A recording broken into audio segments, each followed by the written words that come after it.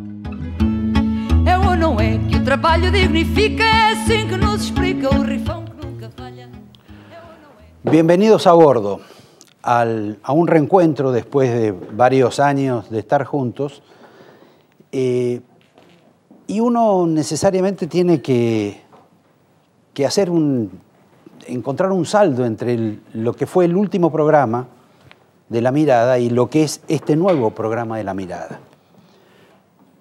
Hay pequeños cambios para que no se note que va a haber cambios mayores, pero lo que les quiero contar es que uno se fue de la televisión escuchando los golpes de Estado que iba a haber en la Argentina denunciados por el gobierno. Golpes blandos, golpes duros, golpes económicos, golpes monopólicos, golpes de todo tipo, blancos, negros, etc. Y de repente nos encontramos que el domingo pasado iba a haber un golpe institucional, pero denunciado por Carrió.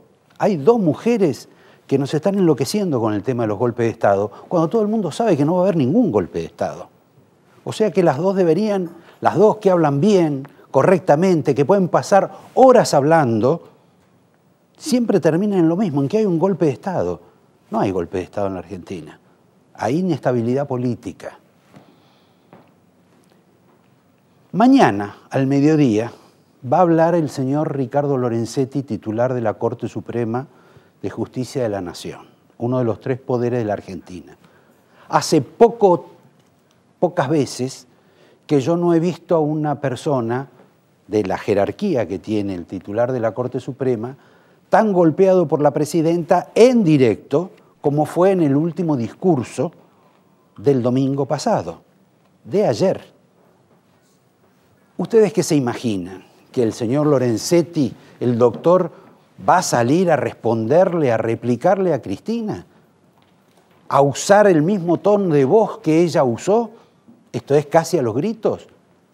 ¿O simplemente dentro de un discurso vagaroso de 40 minutos va a usar dos frases que van a parecer críticas, que van a ser el título del diario La Nación?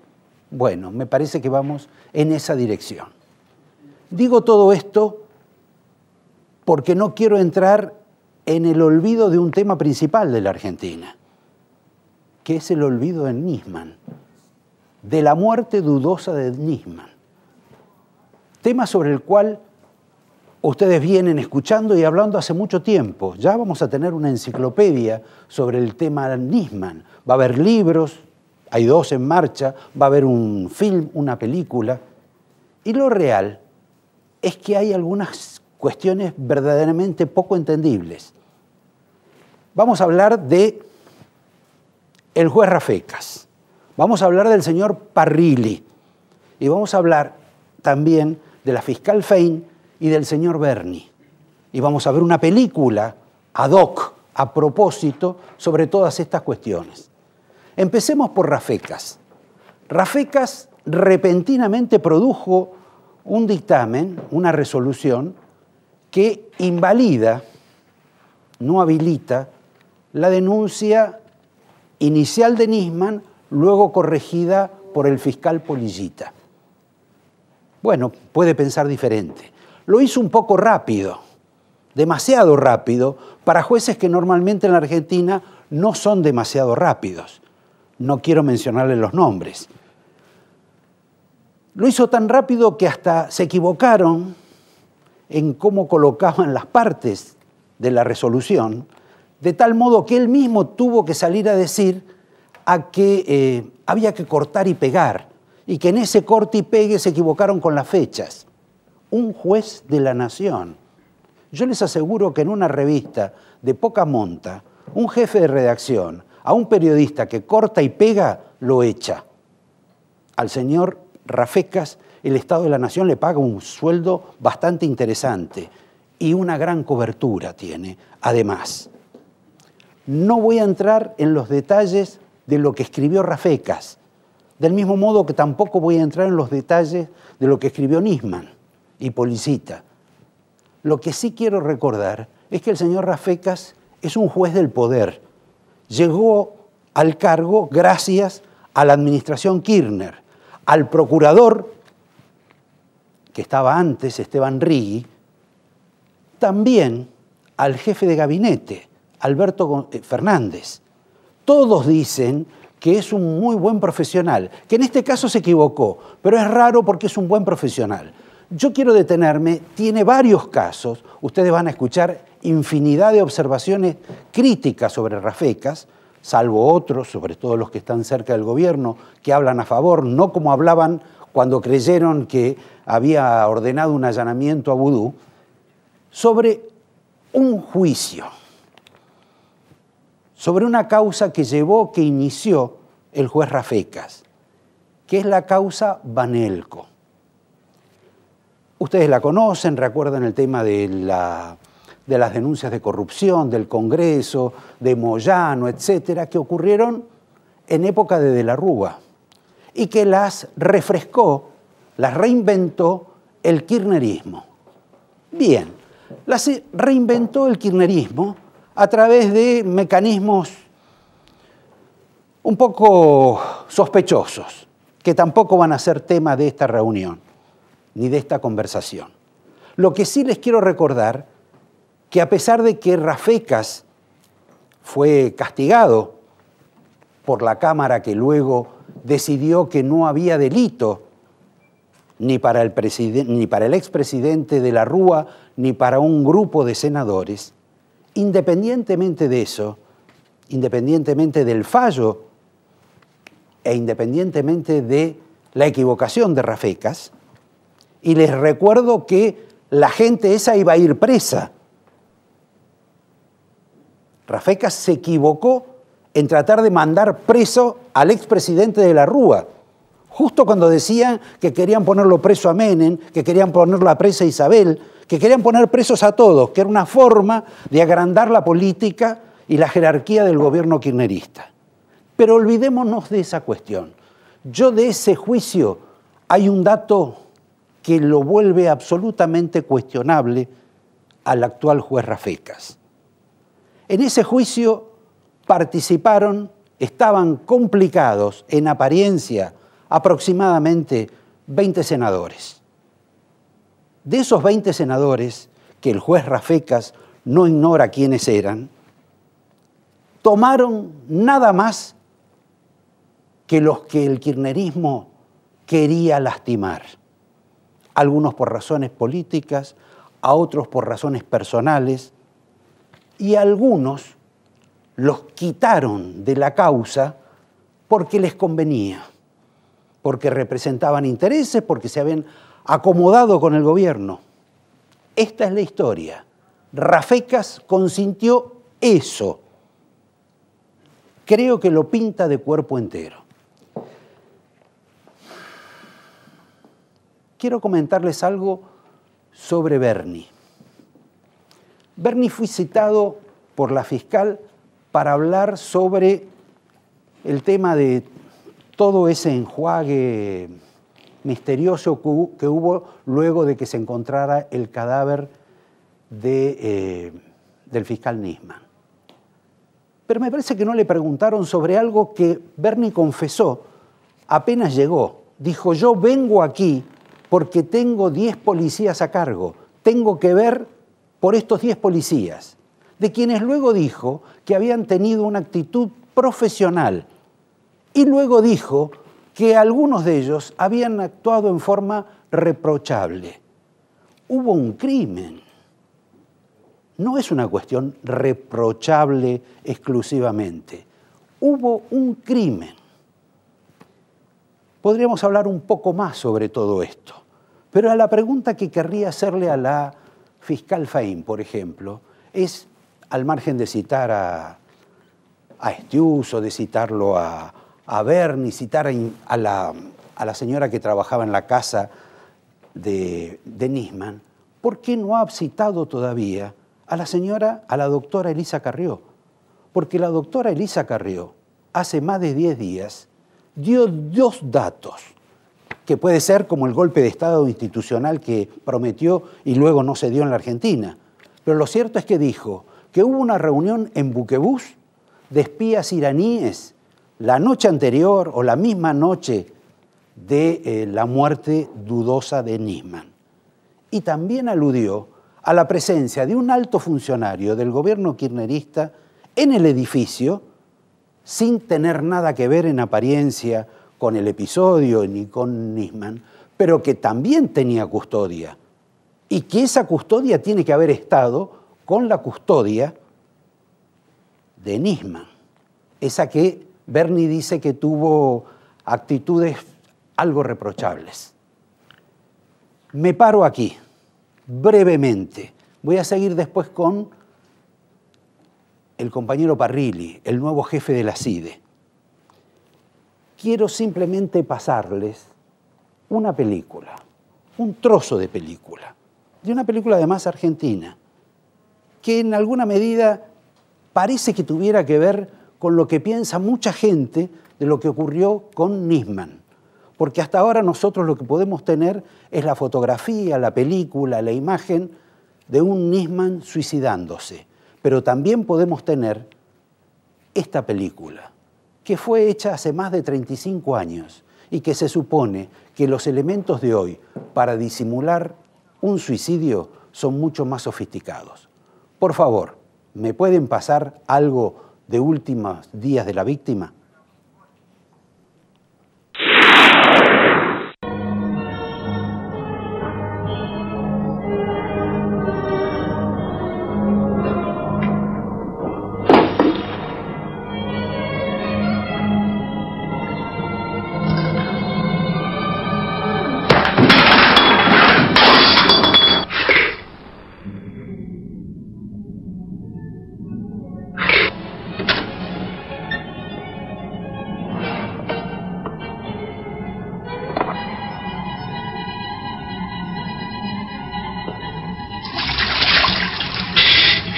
Señorita Rowena.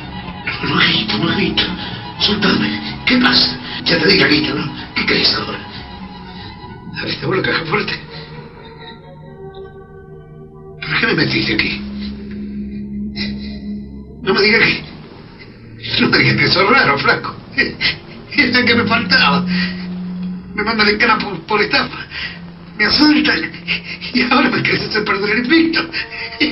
A los 50 años.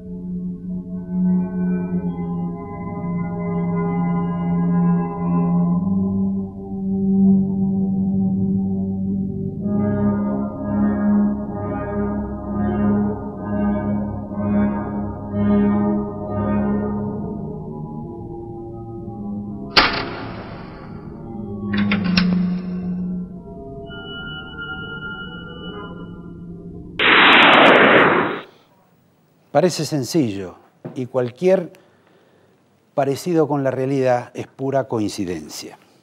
Les insisto, esta es una película argentina, Los últimos días de la víctima, fue hecha hace más de 35 años, en un país donde el desarrollo tecnológico todavía estaba atrasado 20 años con relación al mundo.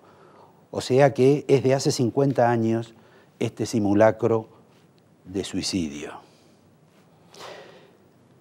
Último comentario sobre el tema de la CIDE, los organismos de inteligencia, el caso Nisman. Dijo recién, hace pocas horas, en un ejemplo de democracia, el ex secretario general y siempre ladero de Cristina de Kirchner, el doctor Parrilli, a cargo ahora de la nueva Secretaría de Inteligencia, que iban a terminar, gracias a él y a Cristina, con la promiscuidad entre la justicia y el gobierno.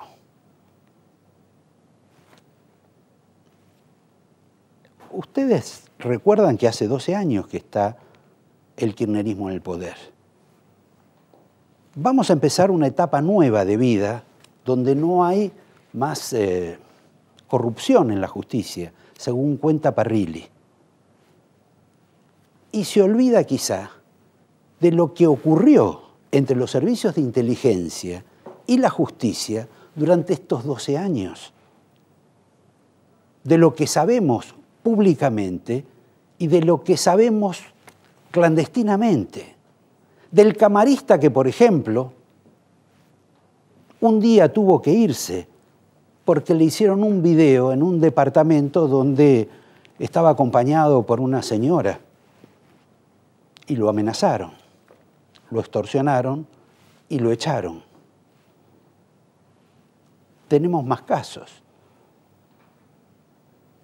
Hay un miembro de la Corte, muy conocido, que alguna vez manifestó, reveló, como se dice off the record, las fotos, los seguimientos, las casi persecuciones y filmaciones y grabaciones que le hacían. ¿Quién se las hacía? La CIDE. ¿Por orden de quién? Obvio por orden de quién. A pesar de que lo sorprendieron en algunas cuestiones, digamos, como diría la Presidenta, íntimas, no pudieron, digamos, tener el mismo efecto con él que con el que habían tenido con el camarista. Ni tampoco con un alto prelado de la Argentina, cuyo nombre también me voy a reservar, pero no me pongan en situación difícil, porque si no se va a poner en situación difícil él, a quien también los organismos de inteligencia persiguieron y hasta trataron de hacerle entrar una mujer del trabajo milenario en su despacho. ¿Por qué el señor Parrilli no comienza, digamos, develando todo este tipo de secretos de famosos en los cuales participaron, se reconocen y se confiesan, y después empezamos a creerle de que verdaderamente quieren cambiar la promiscuidad entre la justicia y el gobierno? Vamos a hablar de política brevemente, porque tenemos poco tiempo. Antes les voy a decir que tenemos 3 invitados importantes a los cuales no quiero ocuparles mucho más tiempo. Uno es la persona que pasan las figuras en la Argentina, los políticos y los periodistas, e invariablemente siempre Cristina es al que más odia, Nelson Castro. Otro es un fiscal de la Nación, que también nos puede alumbrar sobre las cuestiones de Nisman y otras cuestiones de la justicia, y que inesperadamente también se ha ganado, no sé si el privilegio, la poca fortuna o el peligro de convertirse en una persona también odiada por Cristina.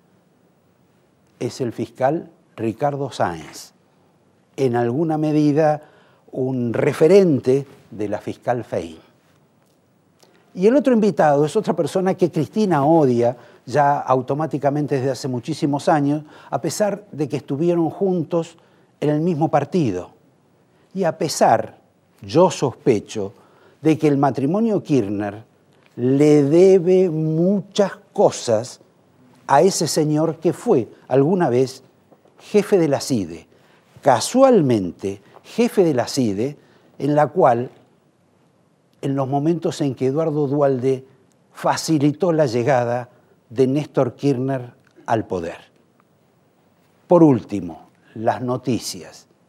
Insaurralde, pasado mañana, se inscribe con Scioli.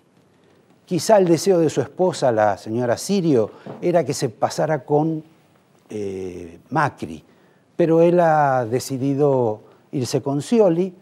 No sé si lo aceptará Cristina, porque finalmente Cristina no ha tenido una buena experiencia con Insaurralde, a pesar de que ella tuvo gestos muy generosos con él, pero estos vaivenes que tuvo la vida de Insaurralde en los últimos tiempos, no sé si lo favorecen. También en las próximas horas vamos a tener la presentación de listas de las candidaturas en la capital federal. Como ustedes saben, el señor Massa aparentemente no tenía candidatos. Bueno, tiene candidatos y va a presentar como jefe, como primer candidato, a un economista joven. Nombre, no lo sé. Segundo, Mirta Tundis, la especialista en el tema de los jubilados. Después viene otro economista, que ha venido algunas veces a este programa, que fue la mano derecha de Roberto Labaña, el señor Nielsen. Tienen a la señora que trató de hacer algún tipo de revolución en materia de seguridad en el fútbol, que es Florencia Arieto. Tienen un periodista de espectáculos que se llama Tartufoli, Fernanda Gil Lozano, un señor Forastielo, otro señor Kravets. Massa va en la capital federal. ¿Cómo le va a ir? No lo sabemos. Me muero por comentar el salto de Carlos Reutemann a favor de Mauricio Macri. Es realmente un caso excepcional que toda la prensa bien pensante ha querido mirar con buenos ojos.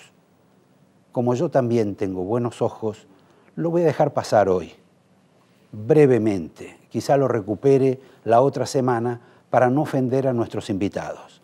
A nuestro primer invitado que va a empezar el programa, que es Nelson Castro.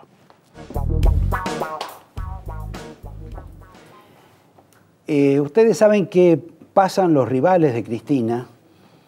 Ella cambia de enemigos, toma enemigos grandes, se pelea con el Estado de Israel, se puede pelear con Estados Unidos, después se puede pelear con personas más chicas, inclusive que la gente casi no conoce. Pero hay alguien que siempre está, que es ese desodorante que nunca te abandona, que se llama Nelson Castro. Es muy bueno. ¿Qué tal, Roberto? Un gusto estar aquí. Igualmente. Y buen ciclo. Muy gentil. Antes de entrar en todos estos temas, sobre los cuales, aparte vos, todos los días hablás, hay un hábito que vos tenés que es que tratás de decirle siempre a ella lo que tiene que hacer, ¿no? Como si realmente estuvieras entusiasmado, enamorado con ella y quisieras que fuera una mujer ideal para tus pretensiones.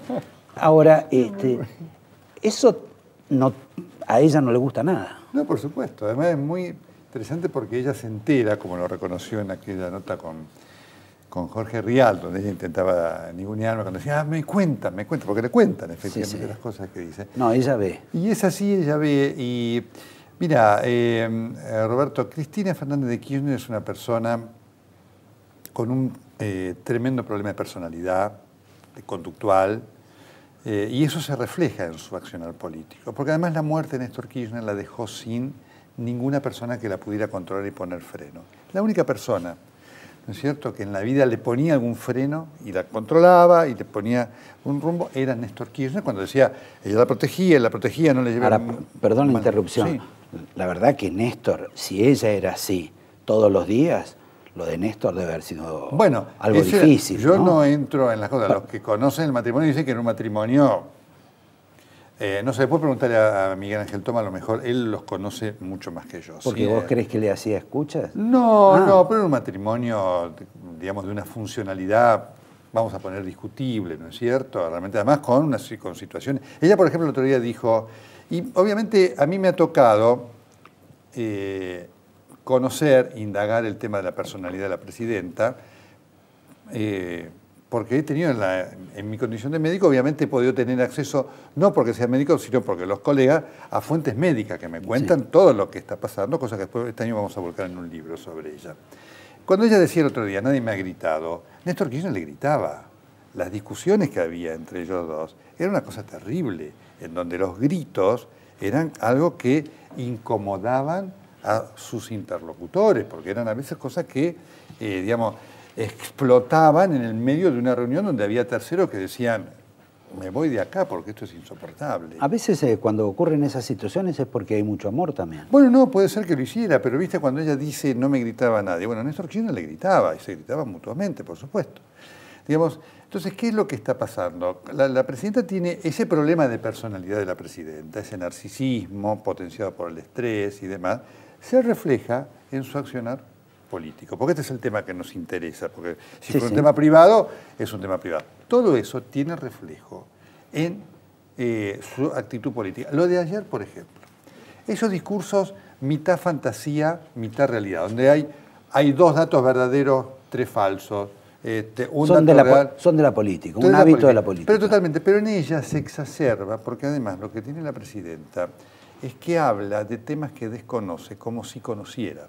Porque vos podés hablar de algún tema, miren, mi ministro de Economía es casi una periodista. Bueno, ¿te das cuenta? Me informa tal cosa y demás. Y la presidenta a cada momento produce hierros que vos te das cuenta que son cosas que alguien le dijo y que ella trata de maniobrar y se lo dijo en forma incompleta y después comete algún error como consecuencia de no tenerlo escrito y lo improvisa. Entonces, es un problema de personalidad importante que se ha visto reflejado en su gobierno.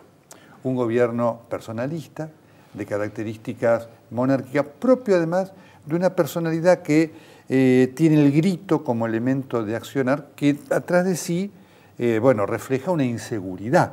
Claramente. Pero para cierto sector de la población, me parece que ese tipo de manifestaciones casi viriles deben tener algún tipo de impacto. Bueno, por supuesto, porque hay... o sea que también hay una actuación política, entonces, pero obviamente, más de ser como... Y hay un sector de la población que la sigue, a la Presidenta de la República, que es apreciable. Y ojo, y hay cosas que el gobierno ha hecho bien y hay logros que hay que reconocerle y demás. Pero dentro de una concepción fantasiosa en donde los problemas no existen. Porque esto es lo que hacía Néstor con Cristina. No le lleven malas noticias a Cristina. Entonces, los problemas no existen. Y ayer se vio reflejado, porque entre tanta cosa buena, entre alguna real y otra falsa, podría haber dicho, bueno, los problemas que tenemos son estos y tenemos que encararlo, con lo cual vos dirías, bueno, ya sabemos el reconocimiento del problema y qué piensa hacer ella con ese problema. Y de esto no habló. Ahora,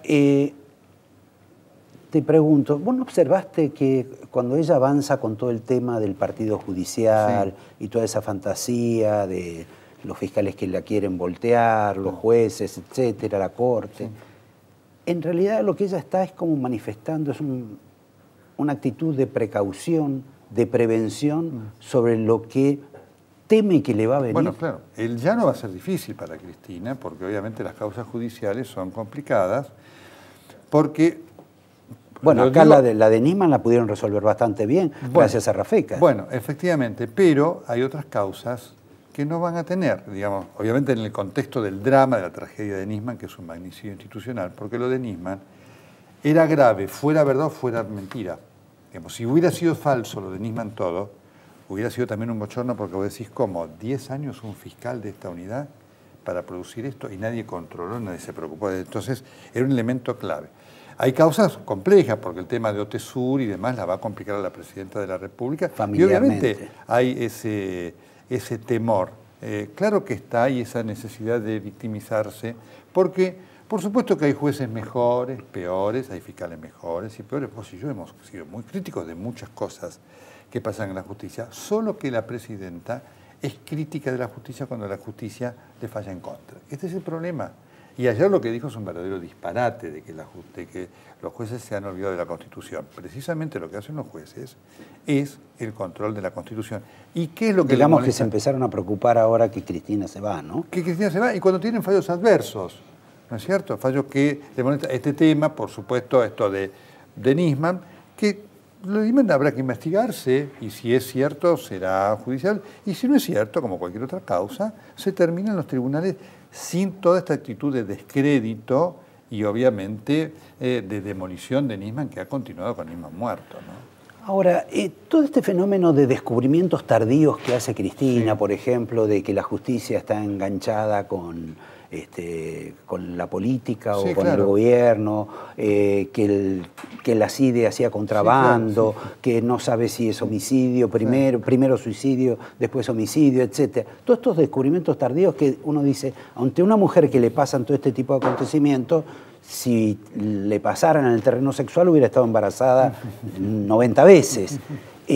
¿Esto a qué obedece? ¿A que no logra ubicar totalmente la realidad? ¿No logra saber lo que pasa dentro de su gobierno? Por supuesto, todas las realidades de Cristina vienen después de hechos dramáticos, trágicos y más. Pongo un ejemplo. Ferrocarriles. Bienvenida toda esta nueva actitud de traer ferrocarriles, trenes nuevos, las vías después llevará mucho tiempo. Un tema para el elogio. ¿Cuándo ocurrió? Después de las 51 muertes de 11. Eso la presidenta no lo dijo. La CIDE, perdón, y del fracaso supuesto, de la importación de los totalmente. otros trenes que ni España, siquiera se adaptaban. Así es, la corrupción y demás, ¿no es cierto? Bueno, el tema de ahora la CIDE y demás. La CIDE venía como consecuencia de toda una pelea que hubo allí adentro, de la cual ella, digamos, descubrió cuando le pasó lo de Massa y se apuró, ahora se terminó apurando con esto de Nisman y demás, ¿no es cierto? Bueno, reforma judicial. ¿Cuándo ocurrió la reforma judicial? Para que vean, cuando la presidenta se encontró con fallos adversos, sobre todo el fallo de Clarín, que le perturbó y demás. Todo ese accionar es así.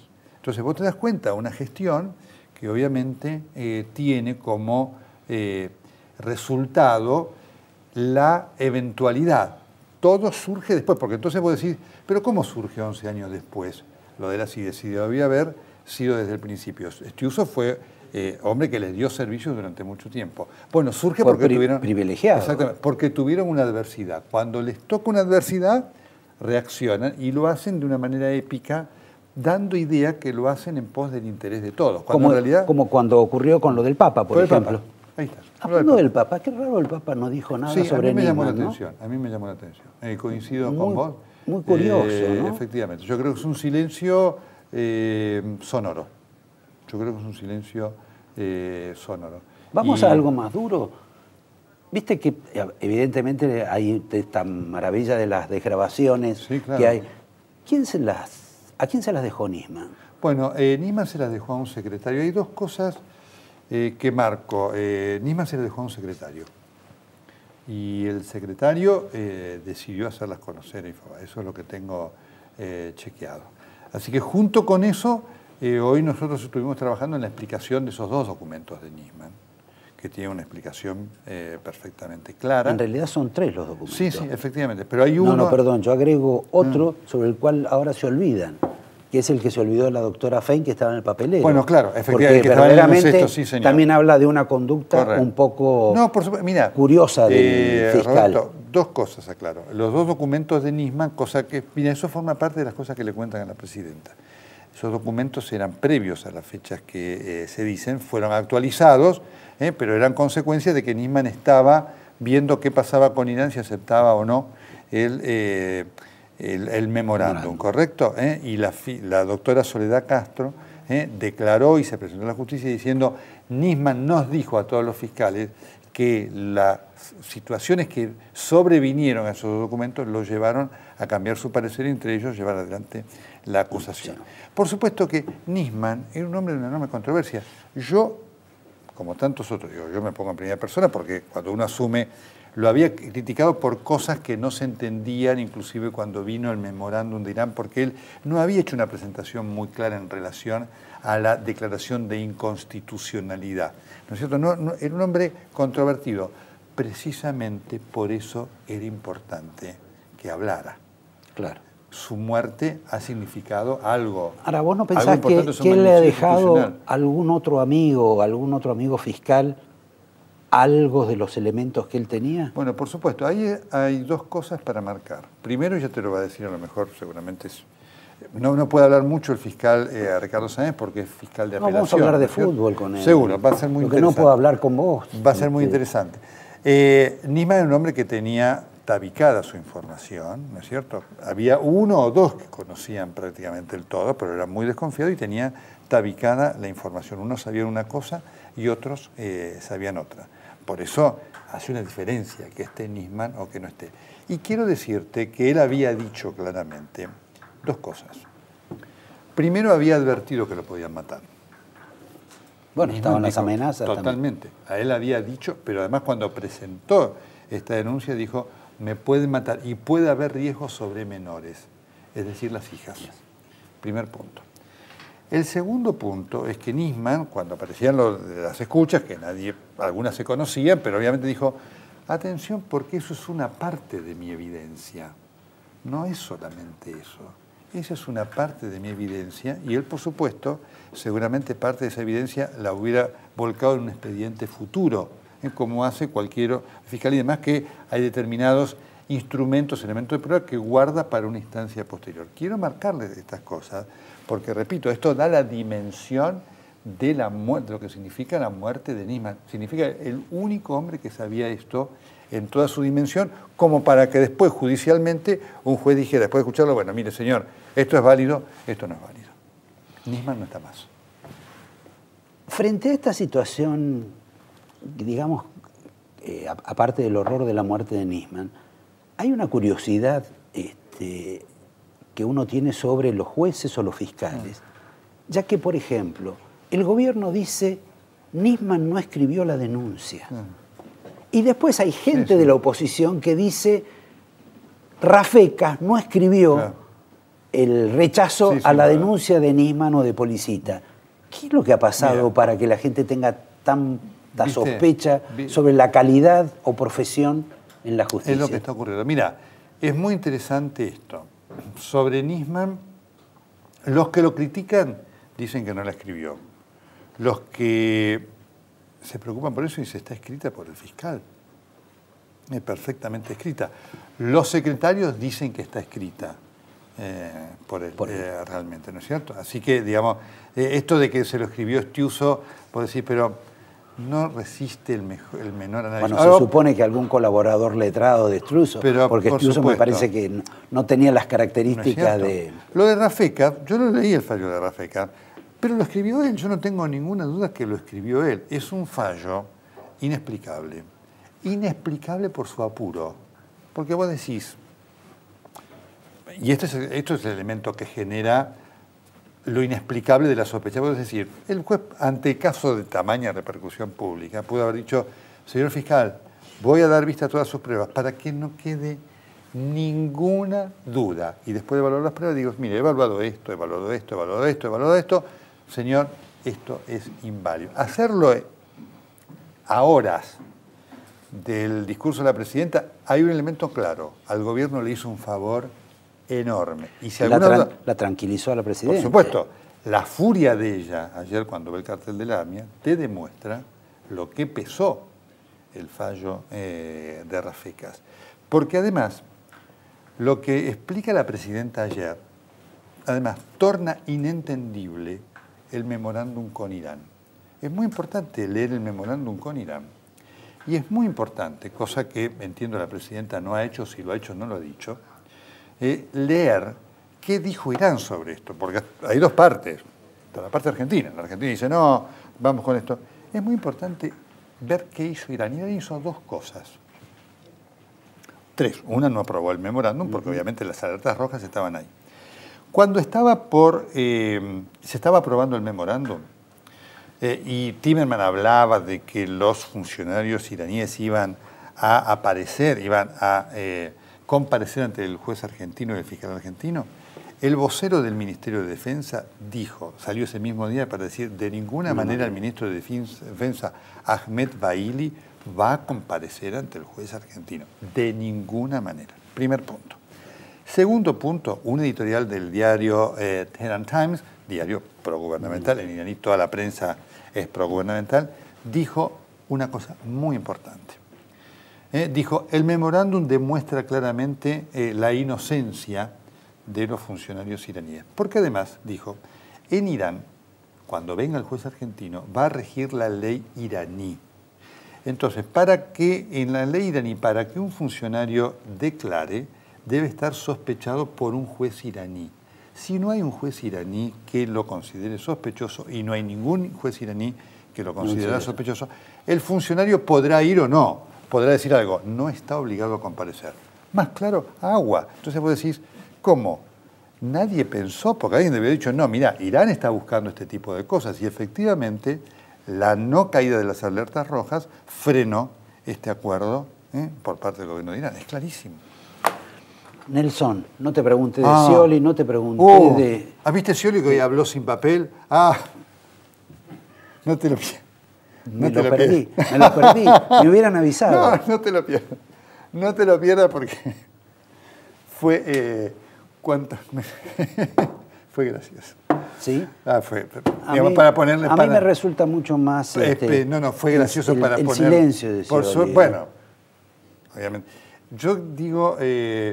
mira, la Argentina, las elecciones y la política argentina también es un reflejo de la sociedad, ¿no es cierto? Que haya en la sociedad, que esto es objetivo, descriptivo, alguien que se vote a un candidato que nunca dice si es blanco o si es negro, si llueve o hay sol, si hace frío o hace calor, si es lindo o si es feo. Te estás ganando un puesto para también que te tenga pero sí, rabia. Pero no, Scioli, mira, Scioli viene a mi programa cada 3 años y medio. Y cada vez que viene me dice, discutimos, porque por supuesto yo se lo digo, me dice, se da cuenta porque vengo a su programa nada más que cada 3 años y medio. Nelson, gracias, te doy querido. El angelito. Gracias, los guardo siempre. Espero tu libro...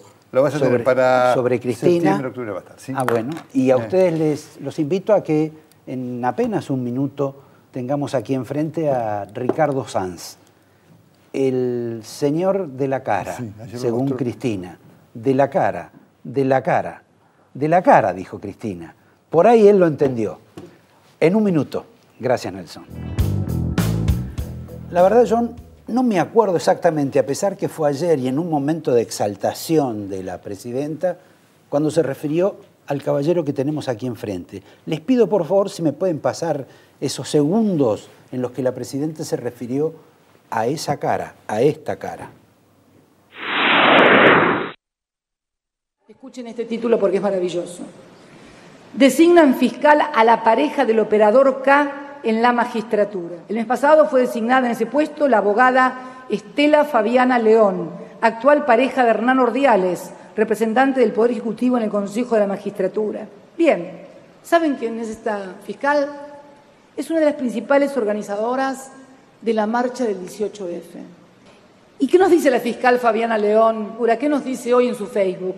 Acá les dejo el link de la nota que dio el fiscal de Cámara Ricardo Sáenz sobre la investigación de la muerte de nuestro compañero fiscal Alberto Nisman.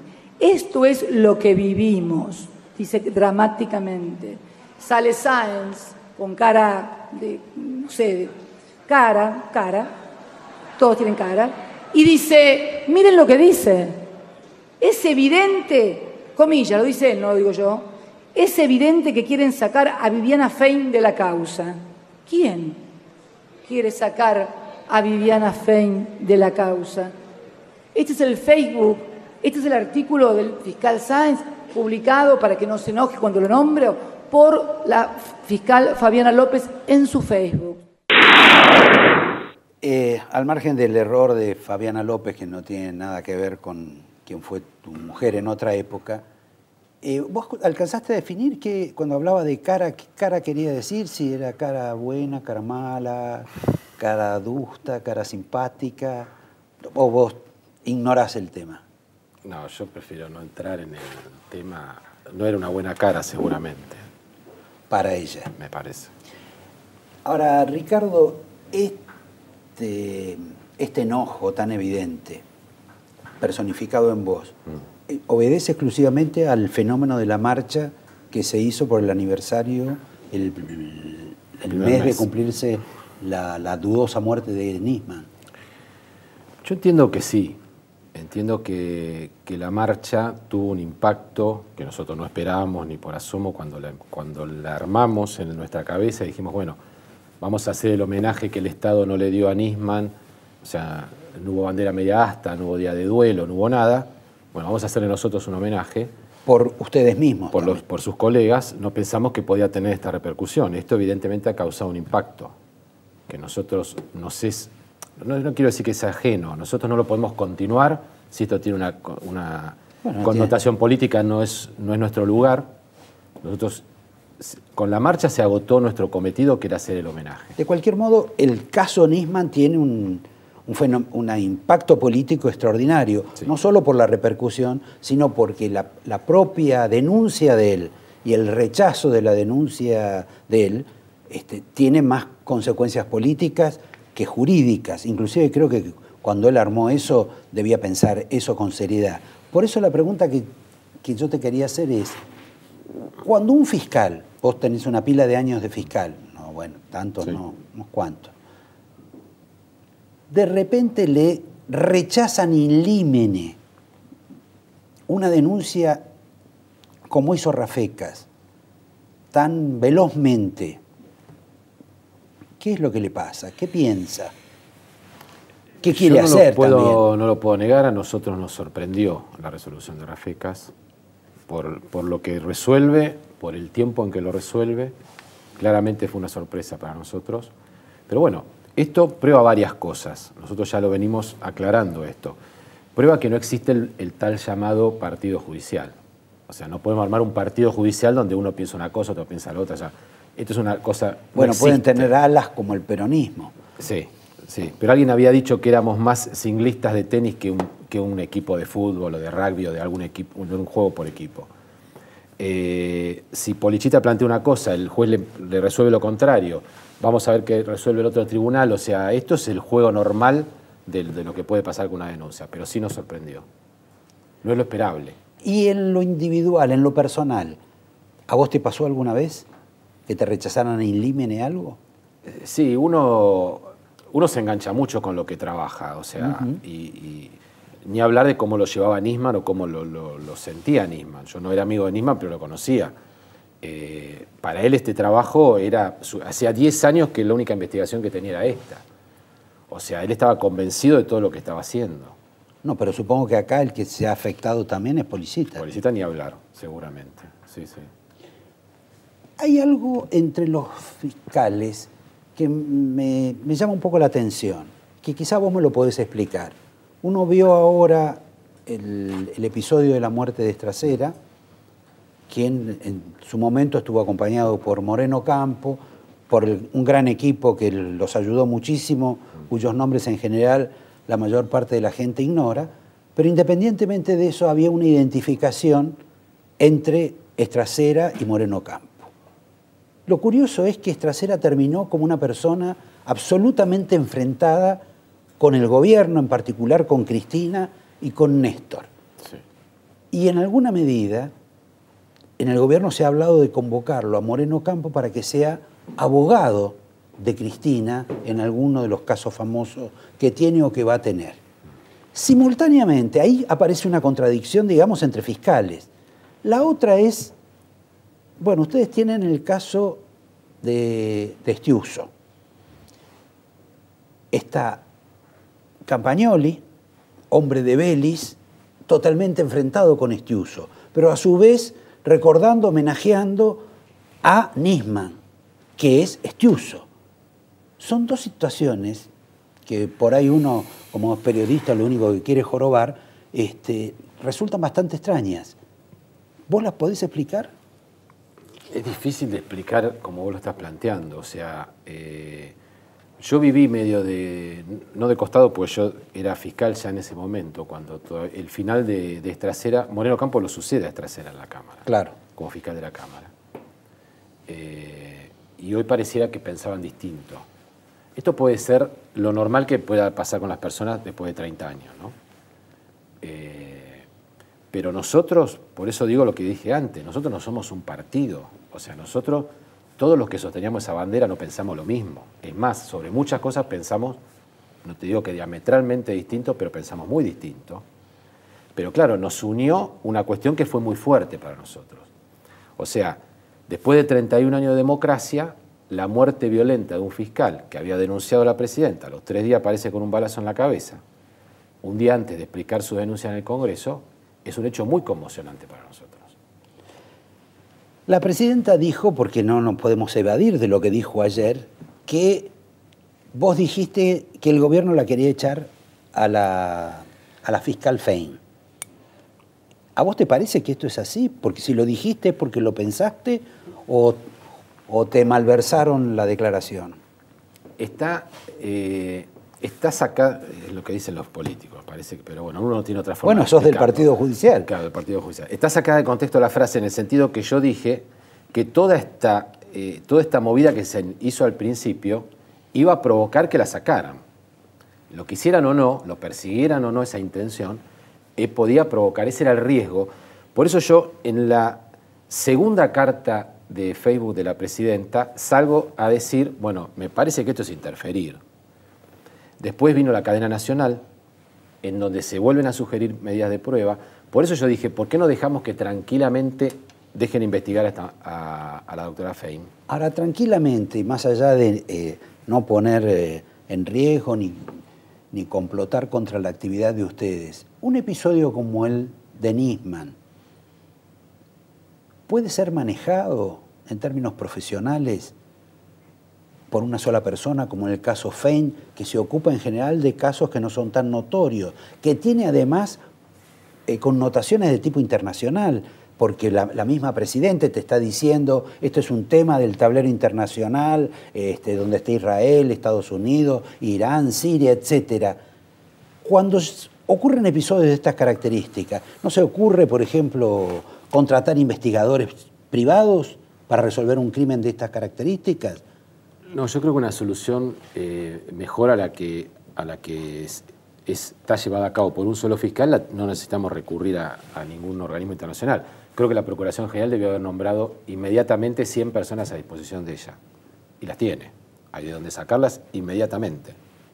Como cualquier estructura que se arma en la Procuración, tiene mucha gente rápidamente. Ella podría haber elegido 50 empleados dentro de los empleados que ella conoce, sí, de otras fiscalías que hace 20 años que los conoce. Se podría haber armado esto, se armaba en un día. Cuando la ex esposa de Nisman dicen que quiere que la causa pase al fuero federal y se lo saquen a la Fein, ¿qué es lo que persigue? La verdad no lo sé. El tema de la competencia... Es decir, ¿no tiene confianza en la fiscal? La verdad no lo sé, porque yo la saludé en el velorio de Nisman y no hablé del tema con ella.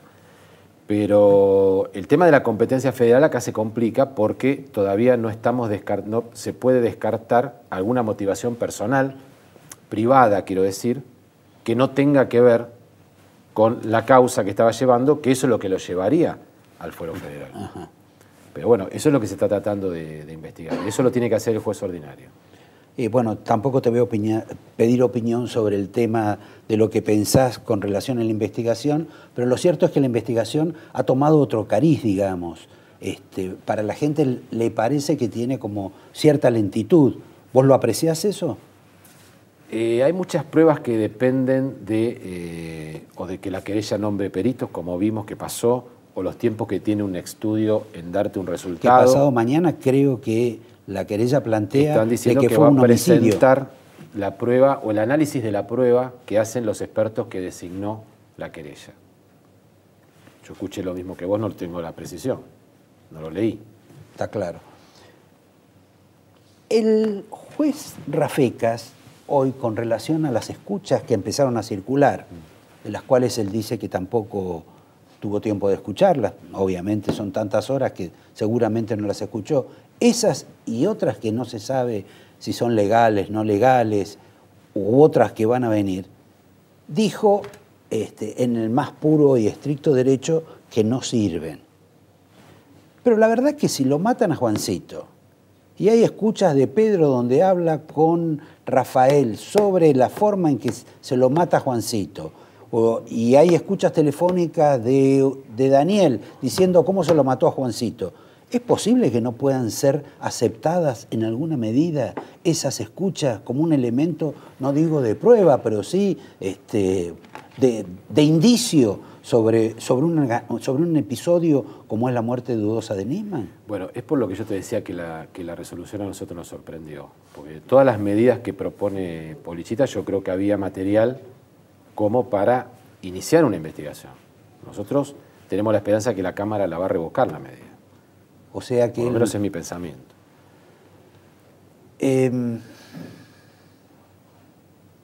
Si el partido judicial lo interpretan ustedes, y eso es política, ¿qué es justicia legítima? Justicia legítima es un verdadero partido judicial. Ese sí es un partido judicial, donde ellos proclaman que están a favor de una línea que es la línea del gobierno, claramente. No está ni bien ni mal, pero es lo que nos dicen a nosotros, no podemos hacer política, es lo que hacen ellos. Y la subjefa de ese partido es tu jefa. Es una de las cabezas visibles de justicia legítima, junto con la doctora Ríos de Rébori.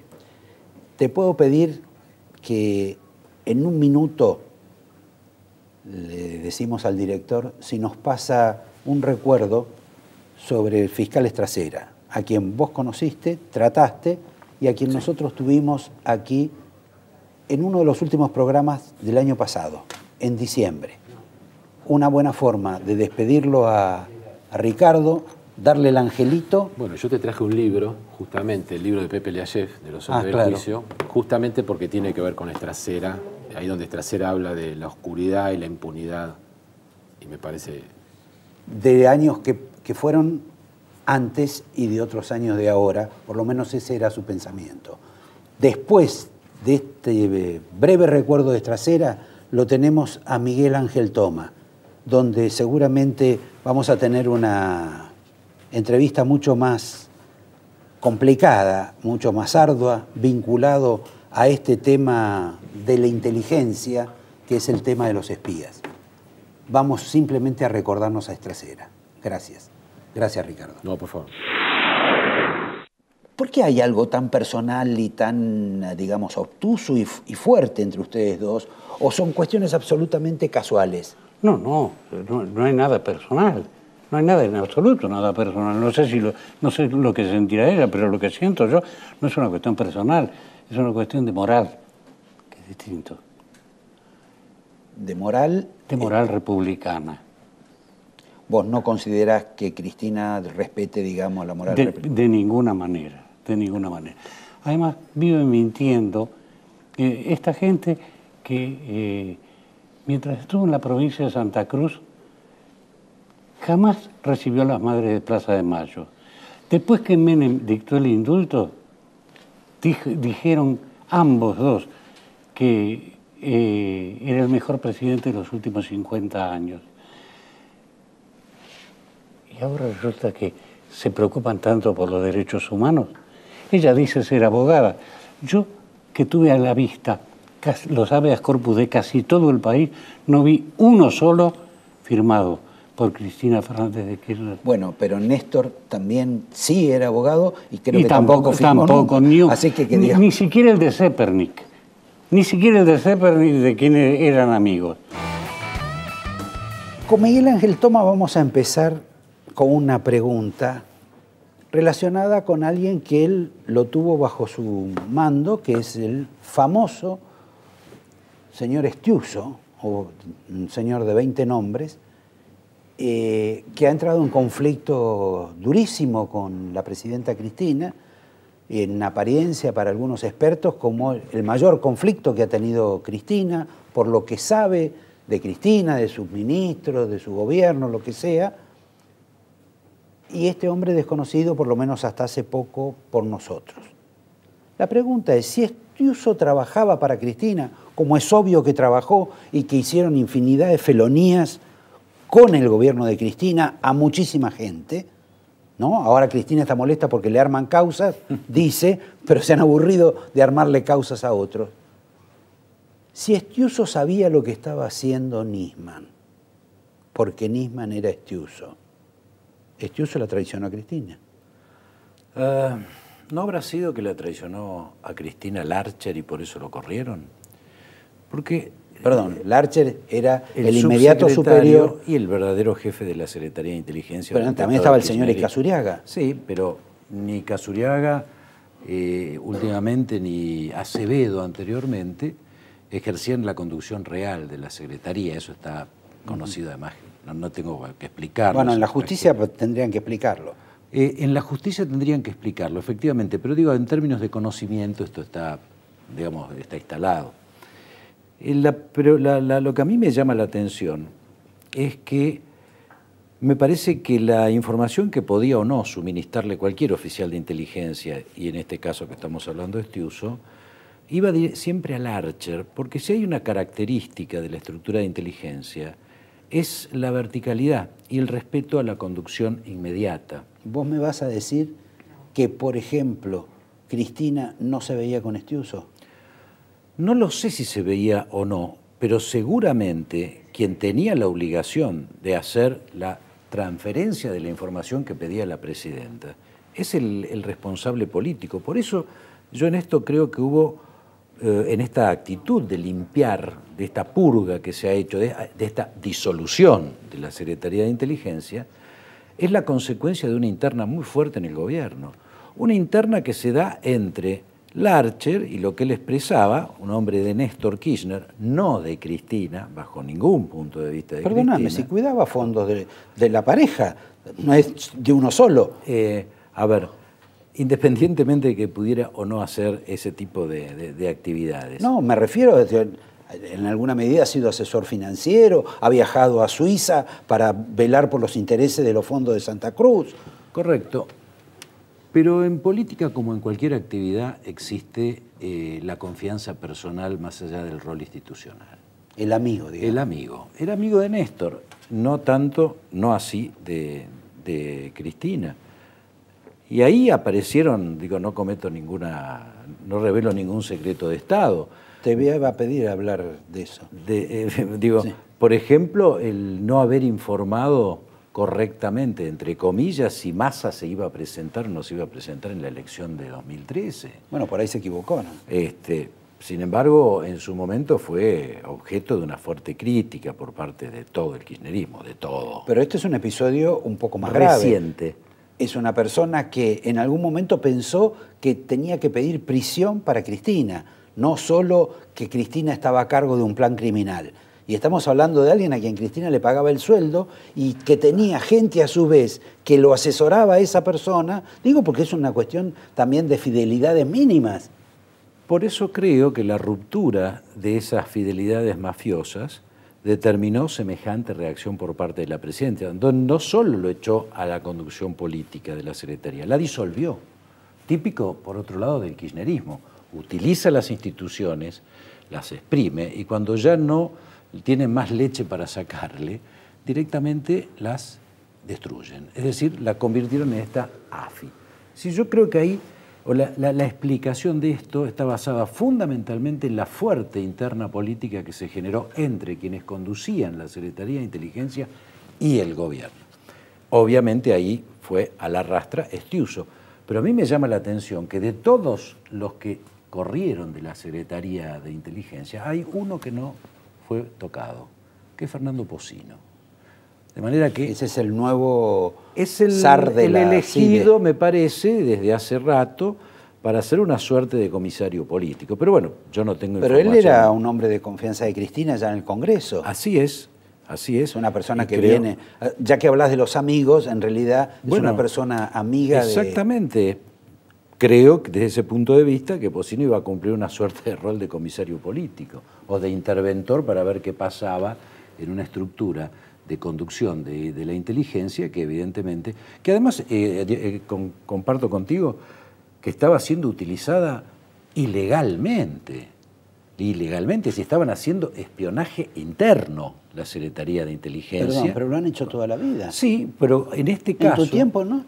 No hubo una sola denuncia, Roberto. Bueno, no, eso no quiere decir. Pero ni siquiera... estamos entre amigos, olvídate que no hay... No me digas que no escuchaban a algunas personas. No, en absoluto. Pero Cristina dijo que la escuchaban a ella. En absoluto. Mira, es muy interesante. Yo llego a la Secretaría y me encuentro con una serie de declaraciones periodísticas de Néstor Kirchner y de Cristina que decían que el delegado de la Secretaría en Santa Cruz los estaba espiando. ¿Sabes lo que hice yo? Fui al juez de turno y me autodenuncié. Dije, señores, acá está un gobernador que está diciendo que la Secretaría, que acabo de asumir, por supuesto, ese mismo día que yo estaba asumiendo, dice que lo están persiguiendo. Vengo a presentarme y ponerme a disposición suya, señor juez, para que investigue esta denuncia. Obviamente, al cabo de 3, 4 meses, el juez dijo, bueno, no hay ningún elemento. Ni siquiera castigó al antecesor tuyo, que era el que espiaba a los Kirchner. No había ningún elemento. Vamos a hablar entre amigos. No, bueno, yo te acepto la ironía, pero me parece muy Ahora, oportuna para el pesar clima que hay. Pero termino con esto, Roberto. No solo eso, sino que después en particular, Néstor Kirchner me ve un día y me dice, bueno, yo tenía que hacer un poco de política, había cambio de gobierno. O sea, era una manipulación absurda, digamos, muy desgraciada, pero muy típica de Kirchner. ¿Te llevabas bien con Néstor? Porque Jamás. Jamás. Y con Cristina tampoco. Siempre tuvimos profundísimas diferencias. Ahora, perdón, y esto sí, ya fuera de todo libreto. La CIDE maneja fondos reservados, sobre los cuales no da explicaciones. No, sí, las da a la Comisión Bicameral. Al presidente, bueno, la Comisión Bicameral es una subsidiaria de la CIDE, o lo fue hasta ahora. Mira, yo iba todos los meses... Bueno, vos, estamos hablando de otra época. No, bueno, pero yo te estamos puedo hablar de lo que yo hablemos sé. ahora de que estamos hablando del señor Estiuso. La pregunta fue una escribanía. Bueno, perfecto. Como fue el Poder Legislativo durante todo este periodo. Si el Poder Legislativo como tal actuaba de escribanía para dar fe de las barbaridades y atrocidades que hacía el gobierno, la Comisión Bicameral, como parte del Legislativo, tenés toda la razón del mundo. Era eso. Ahora, para que me des la razón también, en esa época la CIDE no aportó fondos secretos que autorizaba a Duhalde para la campaña de Néstor. No, y te cuento por qué. No. Bueno, perdón, ya con eso me basta. No, Vamos a cambiar de tema, porque por alguna razón el señor, que es vicepresidente hoy del Banco Provincia, fue también el mejor amigo de Néstor. ¿Pero vicepresidente quién? ¿Pampuro? Sí. Pero bueno, nunca, ya estamos cerca. Nunca estuvo en la Secretaría de Inteligencia. Pero no ayudó a que hubiera ahí, digamos, algún pase de felicidades conducentes. No, te explico porque teníamos un grave problema en aquel momento y me remito a los números. ¿Vos te acordás cuánto era el presupuesto de la Secretaría de Inteligencia en aquella época? No sé. 116 millones de pesos, de los cuales el 84% se gastaba en gastos fijos y de personal, o sea que saca la cuenta. Y teníamos para la cuestión operativa estrictamente 20 y pico de millones, o sea, 2 a 3 millones de pesos por mes. Y no hubo ninguna modificación del presupuesto durante el 2002, y en el presupuesto del año 2003 hubo un incremento de 20 millones de pesos, cuando habíamos pasado de tener un dólar 1 a 1 en el 2001 a 1 a 4 a 1, que significaba, para el caso de la Secretaría, el pago en dólares a los agentes que estaban en distintos países, prácticamente llevaba el resto, o sea, ese incremento no te sobraba una moneda. No solo no me sobraba una moneda, sino que hubo que hacer fuertes restricciones presupuestarias. Y yo... Ahora, ya yo te puedo aceptar eso. Ahora, vos como jefe de la CIDE debías saber de dónde salía entonces la plata para la campaña. Bueno, pero eso lo tuvo que explicar además Kirchner en su momento, cuando tuvo que rendir las cuentas frente a la justicia electoral de sus gastos. Perdón, lo que sí sé que después se financia con el narcotráfico.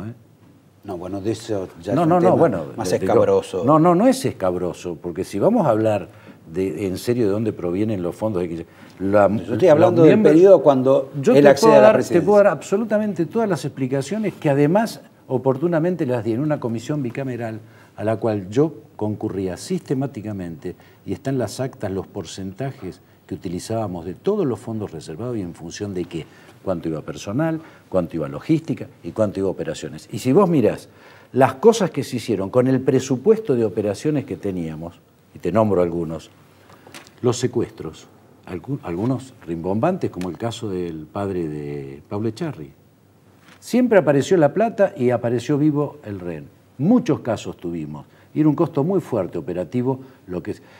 El descubrimiento de Consig como asesino de Esquenone, sí, que nos costó muchísimo porque, bueno, hubo que rastrearlo, todo esto debajo de la acción de la justicia. Te puedo prometer que te invito un día para que me cuentes tu magnífica gestión, pero hay algunas preguntas que se me están escapando, aparte de esa que no quiero eludir también de lo que hablabas del narcotráfico. Pero, primero, un señor como Estiuso, que dice que está autorizado, habilitado a tener 277 celulares a su nombre, que yo me los imagino como una especie de fedallín telefónico, ¿no? si los teléfonos, los celulares son ciertamente como pequeñas granadas. Ahí te puedo contar por qué es así. A ver. Porque en general todos los teléfonos que se utilizan en la estructura de operaciones están a nombre de un solo oficial. Entonces, el director general de operaciones era Estiuso y naturalmente todas las líneas estaban a nombre suyo, y eso quedó palmariamente demostrado cuando la fiscal lo convoca y dice, mire, sí, estaban todos a mi nombre porque habían sido sacados a nombre mío. Perfecto. Pero cada uno dentro de la secretaría sabía perfectamente qué número correspondía al que lo tenía. Ahora esos celulares. Eso lo tenía Massino. Perfecto. Ahora esos celulares los distribuía él. Supongo Porque que en el área supongo de él, que algo que va a nombre de él se lo pasa a otra persona, sabe que se lo está dando a Miguel Ángel Toma. Sí, pero hay un registro, por lo menos en la época mía, insisto, te pido disculpas por No, hacer por referencia favor. siempre a mi gestión, pero es lo que conozco. Todos los celulares eran informados a qué persona correspondían. Yo como secretario de inteligencia sabía perfectamente, tenía la nómina, de qué número de celular correspondía a cada uno, porque era una responsabilidad mía en el caso de cualquier situación. ¿Esos conflictiva. celulares están encriptados? ¿Son No, distintos no, a los...? no. Ah, son comunes. Son absolutamente- No son esos celulares que, por ejemplo, Estiuso se lo daba a Toma y le decía, toma que a este no Hay lo puede mucha- vacunar nadie. Hay mucha fantasía respecto de eso. Los celulares Perdón, que se otorgan... Las escuchas no son fantasía. No, respecto del encriptado. No hay absolutamente ningún mecanismo hoy que no pueda ser vulnerado. Es decir, el encriptado, por más complejo que sea, finalmente es perforado, porque hay contramedidas y la evolución tecnológica es permanente. Pero En el si caso- una persona como Estiuso le dice a Toma, tené que no te lo van a averiguar, Yo no hablaría demasiado confiado, por esto que te acabo de decir, si fuera así, digamos. o sea que vos no hablás confiado por teléfono. No, bueno, no solo no hablo confiado por teléfono, sé positivamente que tengo hackeado los mails y que mi teléfono ha sido escuchado alternativamente. ¿No sos un Mis periodista? teléfonos. No, soy un opositor, simplemente, un peronista que no piensa que el kirchnerismo sea peronismo, y lo he dicho desde el primer día. Dos preguntas finales. Una, vos tenés información, armaste todo este barullo del tema de Nisman sobre que vos sabés quién puso la bomba en la AMIA. Sí. ¿Quién puso la bomba en la AMIA? Irán y armó toda la inteligencia. Como dicen en el y barrio, Hezbollah, dame nombres. ¿Y cuándo? los- ¿Cómo fue? Los mismos, el día 14 de agosto de 1993, a las 16:30 horas, en la ciudad santa de Masad, se reúne el Consejo Supremo Islámico presidido por Ali Khamenei. Estaba el presidente de Irán, Ali Rafsanjani, Soleimanpur, y una serie de funcionarios, ministro de Defensa, ministro de Seguridad, ministro de Inteligencia, y reciben el informe de Moshe Rabbani, donde cuenta exactamente todas las tareas de inteligencia que había hecho en orden a establecer como blanco de un ataque terrorista a la AMIA. Es aprobado ese día, en 1993, un atentado que ocurre un año después, pero es aprobado ese día y a ese nivel. Y te digo algo más, que es muy importante, y te agradezco que me lo hayas preguntado, porque permite aclarar el tema de tanto se ha hablado de la pista siria. En aquella época, Hezbollah, que es quien pone el inmolado, cuyo nombre es Hussein Ibrahim Berro, que entra además por la triple frontera, en aquella oportunidad, el Hezbollah tenía una doble dependencia, una dependencia logística, de aporte, de sostenimiento por parte de Irán, y una dependencia más por su proximidad territorial con Siria. De manera que cualquier decisión que se tomara de un atentado terrorista en el que participara Hezbollah, Irán debía notificarlo a Siria. Y Siria tenía la capacidad de vetar o no esa decisión de Irán. Siria no lo veta y por eso finalmente el atentado se constituye. Yo te diría para sintetizar esta idea. Yo le pido sistemáticamente a la presidenta que desclasifique el informe AMIA, porque está toda la verdad. La sociedad argentina pide dos cosas, verdad y justicia. La verdad está.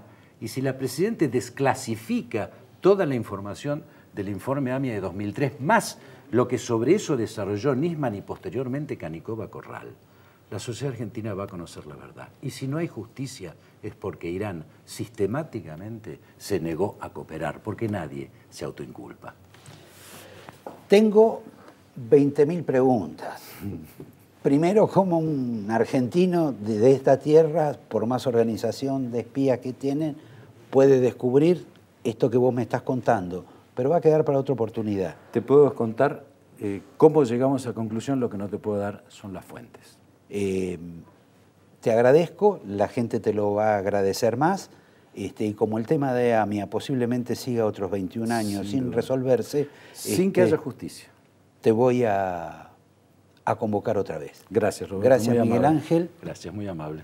Veo que no trajiste nada, como corresponde a un jefe de inteligencia. Iba a traer unas pelotitas de golf, pero... No, hubieras traído un celular, te hubiera creído encriptado. Más. Exacto. Hasta las anécdotas no les puedo contar, va a ser el próximo programa. Les agradezco la compañía, los invito al próximo lunes y no se pierdan ahora el programa de Lucía Puig, Libres. Gracias, buenas noches. Gracias, Miguel. Gracias.